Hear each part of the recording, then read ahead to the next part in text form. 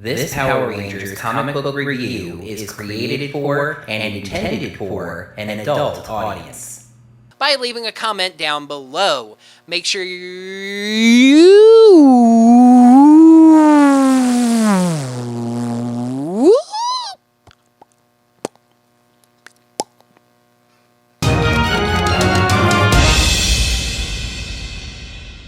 Hello there, heroes. I'm the Orange Ranger, and welcome to another comically long review. I was already scheduled to do this off the beaten path review with no Power Rangers comics set to release this week. But let's go ahead and talk about Power Rangers comic releases, shall we? Last time I told you about Diamond ceasing distribution on physical copies of comic books, but speculated that digital copies shouldn't be affected because they're contactless. Unfortunately, this is not the case. Boom has decided to cease distribution of comics altogether, while physical copies cannot be sold. Depending on your personal level of cynicism, I think there's a couple of different explanations for this, and honestly, they're probably both true. Optimist would say that Boom is supporting local comic book stores, basically by forcing people not to learn about digital distribution as the only way of getting comic books. You could also say that they're trying to avoid pushing people towards digital piracy, the attitude of, if I have to read it online, I may as well read it for free. Pessimist would say this is Diamond's influence on the industry, not wanting to lose any of their market share. Did they use their monopolistic hold on comic distribution to pressure publishers into making this decision?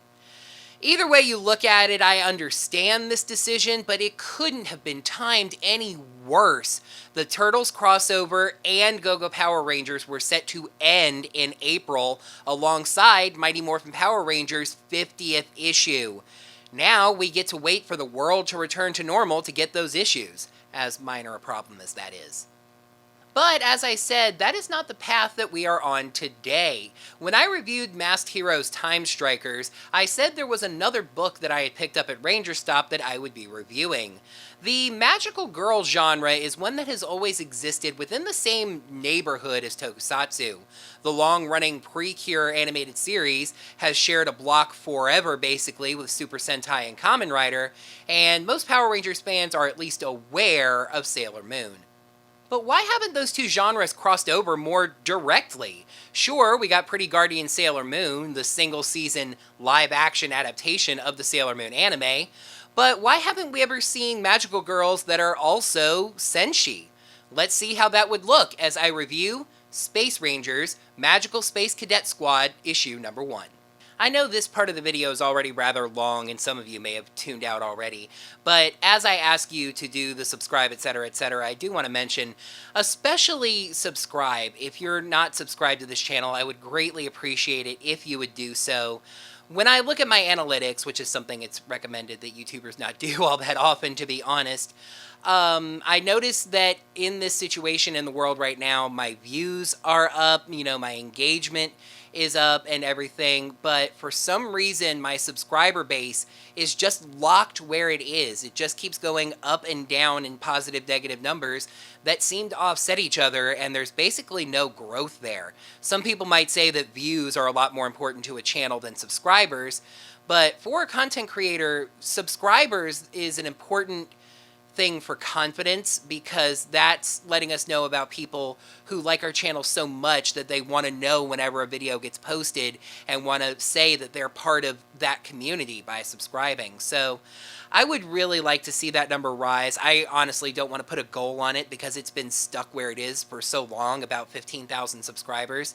But I would just like to see that number start going up this year.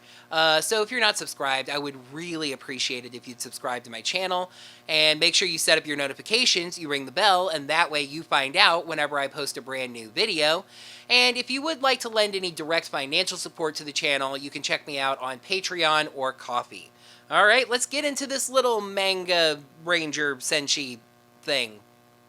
The cover to issue number 1, advertised as a triple-sized special first issue, features a blue-haired masked girl holding a blaster. The inside cover gives us the credits. Space Rangers, as I'll call it for short, was created and is written and drawn by Diane Solis, who was with Ale at Rangerstop, but was a little more shy than him and didn't say much. Nothing wrong with that, Diane. I've been there myself. Letters, logos, edits, design, and production were handled by Jeremiah Lambert. Like Time Strikers, we see that there is an alternate cover to this book, the blue-haired hero holding a black schoolgirl with pink hair. You might wonder why I point out that she's black, but I will circle back to that. The back cover has a list of Kickstarter backers that rivals Time Strikers. A hero steps out, two people commenting on her arrival, one far more enthusiastically than the other. It's Common Girl, our one true hero. She says nobody survives her super water attack, blasting a big plush bug. She steps on the bug, and this time both enthusiastically praise their hero. But then Eri here gets called by her mom and told to do her chores, and the video we were watching ends.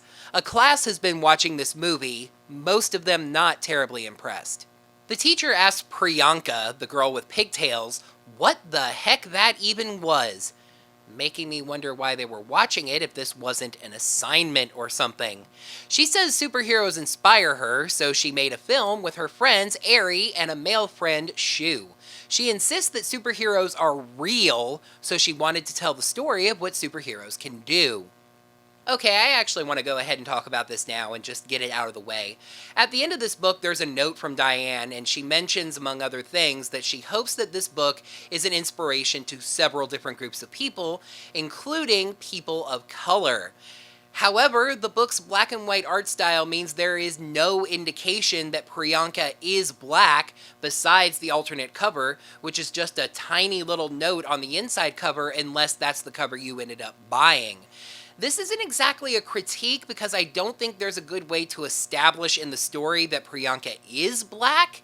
Maybe a single page of colored concept art before or after. It's just something that stood out to me. The teacher says she's too old to have this level of imagination, and he's going to need to call her father if she keeps this up. Geez, spoilers, this is set in Japan, but the squashing of youthful imagination sure sounds like American schooling to me. The students start grumbling, and Eri thinks to herself that she feels bad, even if this was to be expected. Pri, as she's called for short, overhears students not even in her class talking bad about the movie, showing that it's making its rounds around the school. Pri and Shu tell her to ignore it. She put a lot of effort into the film, and she should be proud of it. She shouldn't worry about what others think. They will always stand behind her. She thanks them, saying she doesn't know what she'd do without them, and the two of them are so happy the word delight materializes over their heads. What is this, Animal Crossing? And these will make hanging out with your friends on their islands a lot more fun. She asks if they are busy today, Eri saying no, Shu saying he has chores he has to do. She wants to buy them something for being so supportive. They both appreciate the sentiments, shall we say. Shu leaves, Eri promising that they'll get the comic book he wants. Pri fixes her camera and they leave, her asking Eri if she's decided what she wants. She says she doesn't need anything since she's caught up on comics and is saving up for that thing she wants. Pri tells her that money is not an objective. I think she meant to say that money is not a consideration, but language mistakes like that are actually pretty few and far between. Pri insists that whatever Eri wants, she will buy for her, and Eri wonders if she's that rich, why she didn't make a better superhero movie. Dang, even she's a critic. They take pictures of nature along the way, finally arriving at the comic shop. Eri excitedly marches in and seems to walk right back out. She wanted a special edition of her latest comic book, but they're sold out. Pri apologizes, feeling like this is her fault, that she's a bad luck charm for Eri. Eri insisted that she just waited too long to go get the book.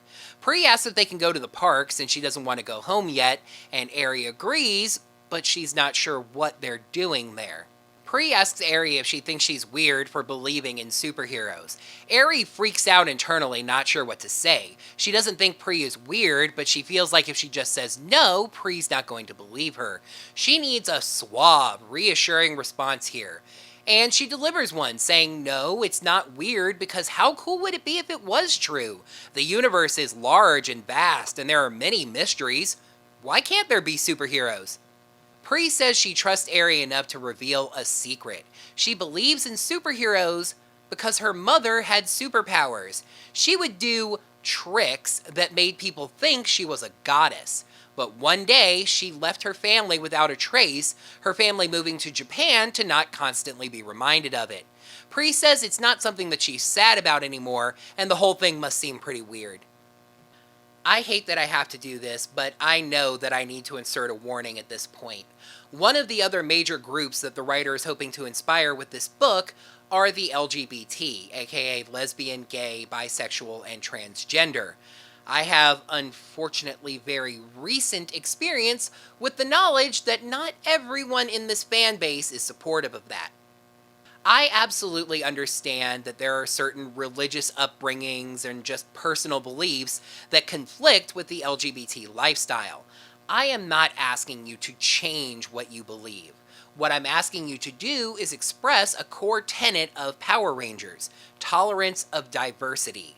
The book is never implicit at any point, but the implications are rather strong. If you feel like that's something you'd be uncomfortable with, you may stop watching the video at this point with my direct blessing. Seriously, may the power protect you. But anyone who leaves a hateful comment on either of these videos will be banned from this channel with absolutely no regrets. Eri wonders how to respond and basically thanks Pri for trusting her that much. Pri rests her hand on Eri's, thanking her and saying she wanted to tell her about this more than anyone else. Eri freaks out, stammering that she needs to go home now, but she feels like she's messed things up.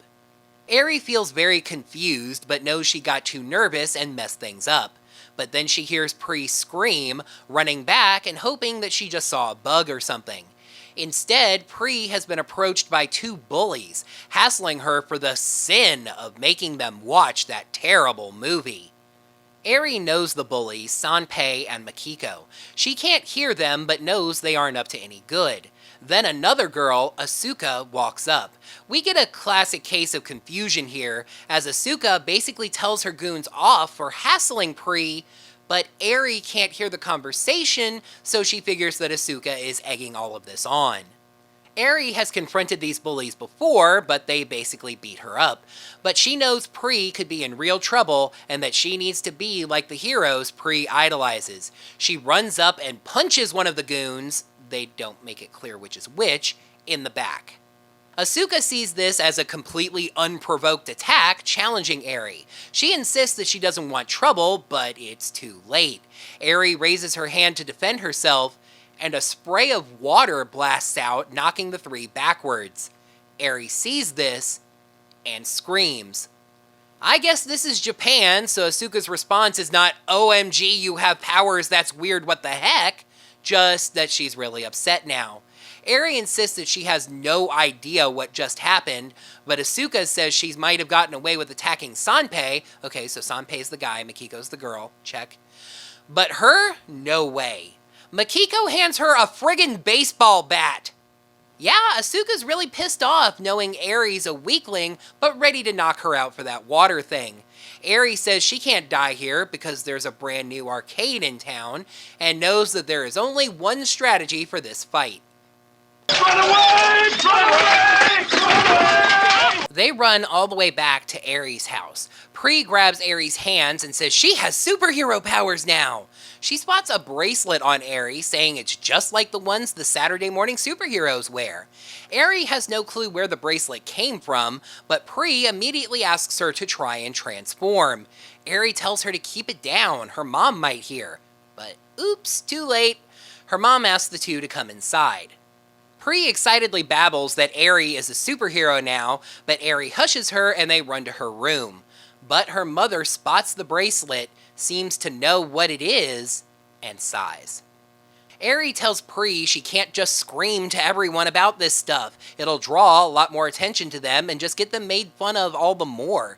She agrees and apologizes. Eri says she's not mad, it's just that nobody's going to believe them.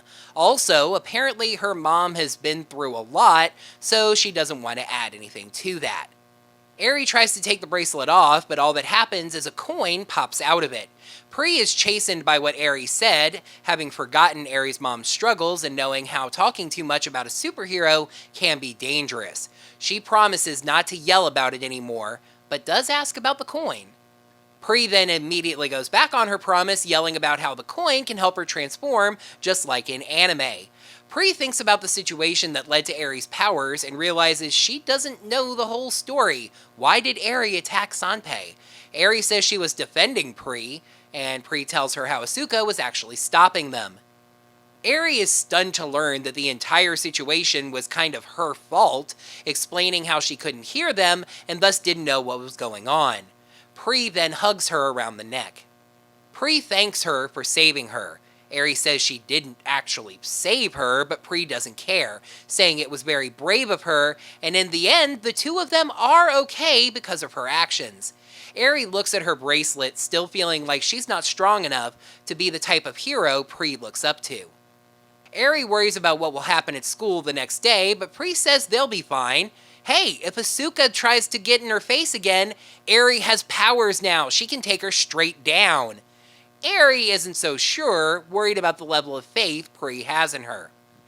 Eri's mother sits and thinks a while, then gets up and makes a call. She was hoping the woman wouldn't answer, but she did. She says if she's calling about Takao, he's fine. But of course, she's calling about Eri, telling the woman that Eri seems to have developed her powers. The woman congratulates her, honestly treating this almost like, sorry for the comparison, a first period? Marie, that's her name, says this isn't a time to congratulate her. The woman apologizes, saying it's now time for a visit to meet Eri. Marie looks at a picture of two kids, I'm gonna guess that this is Eri and Takao, and seems hesitant. But the woman says Takao is fine, and Eri will be too. In a nice little bit of story structure, we go back to earlier in the day to see a conversation that took place probably while Eri and Pri were running away. Asuka is still upset about the fight, kicking a can before calming herself down. She wonders how Eri has powers and wants to talk to her about them, but realizes that pointing a friggin' baseball bat at her head has probably scared her off. She walks right into the back of Kuroko, a tall, serious-looking student. Kuroko sees that Asuka has been fighting and says she told her not to pick fights. But Asuka says this one was weird, though she probably won't believe why. Kuroko says she's listening. These two apparently have a thing going on as well, as Kuroko puts a hand on her cheek and says she worries about her. I'm a little confused about this frame, as I think the dialogue balloons are mixed up. Someone says, powers, quietly, and then the other screams, she had powers, and then says, oh, okay, hesitantly. It would make more sense if it was either powers, she had powers, and then, oh, okay, or she had powers, and then powers, oh, okay. What I'm saying is the way it's laid out makes the least amount of sense. Get on with it! I'm gonna need you to practice a great degree of social distancing, MPG. Asuka thinks Kuroko doesn't believe her, but she says she just needs more information to go on, asking her to describe the girl. Asuka says she's short, has pigtails, and looks like a damn nerd. Of course, this is a Japanese schoolgirl manga, so that doesn't really narrow it down much. Kuroko asks if Asuka wants her to talk to this girl for her, but Asuka's pride is hurt by that, not needing someone to talk to anyone on her behalf. Kuroko mentions the powers, but Asuka says it's not like Kuroko could do anything more against a girl with powers. Foreshadowing. Asuka tells Kuroko she can do whatever she wants, but to remember that this girl can shoot water.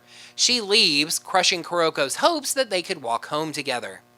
Kuroko wonders about this new girl with powers. Ryugami-san hasn't introduced her to anyone new. She wonders if they might be an enemy, part of the Stellar Black Empire. She decides to contact Fiona, revealing her own superhero bracelet. She says she needs to talk to Fiona about something Asuka saw, and heads to the academy. The story gets explained off-panel, and Fiona says she wasn't introduced to anyone new either, sharing her concern that this could be a new member of the Stellar Black Empire. However, from what was described, it doesn't really sound like this person is a threat. Kuroko says this is really bugging her. She needs to investigate more and find this person before the traitor does. Fiona sighs and says she wouldn't necessarily call Junko a traitor. They discuss how this person seems to have developed powers later in life, usually showing up around age 10. Kuroko tells Fiona to report this to Ryugami. She's decided she has to stop this girl, whether she's an enemy or a potential friend. She can't let them be recruited as a potential cadet when that might get them exposed to Junko. So I know that things in the story are kind of unclear at this point, but this is where I'm going to call this episode. I can tell you there is a good bit more exposition in the second half of the book, and I'm going to be releasing that video as soon as I can after this one. So tune in next time for part 2 of Star Ranger's Magical Space Cadet Squad. So that's going to wrap up another comically long review. Heroes, thank you so much as always for watching. Now that the video's done, you can hit that thumbs up button right down below the video to let me know that you enjoyed it. And also, while you're down there in the comments, let me know what you thought of Star Rangers halfway through 33 of its 66 pages. Especially if you picked this up at Rangerstop or another convention, let me know what you think about it. Make sure you're staying safe, staying indoors unless you have a very important reason to go out, and washing your hands to my Beast Morphers video. Until next time, heroes, may the power protect you. Let's see how that would look by taking the... She says she doesn't need anything. She's Aries not going to believe her. That's pretty. Then a girl, Asuka, walks up. I should say another girl. They don't make it clear which is which. She was hoping the woman she's calling didn't... I'm gonna need you to practice a great degree of... Make sure you're staying safe, wash your hands, stay inside Make sure you're staying safe, staying indoors. Now that the video's over, you can go down...